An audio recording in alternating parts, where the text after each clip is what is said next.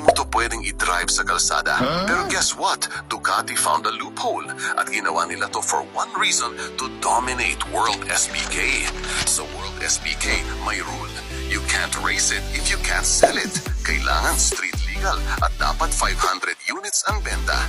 Anong ginawa ni Ducati? Niloko nila yung system.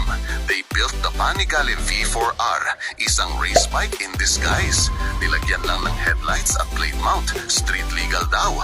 Pero sa ilalim ng fairings, full-blown track weapon. 998cc engine galing sa MGB Desmo Cedici. 16,500 RPM, 230 horsepower.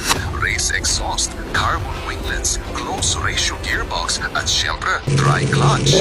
Pero eto ang twist, binawasan pa nila yung engine size from 1,103cc to 998cc para lang mag-qualify sa SBK limit. Hindi para mas madaling sakyan, kundi para legal to race Panigale V4R.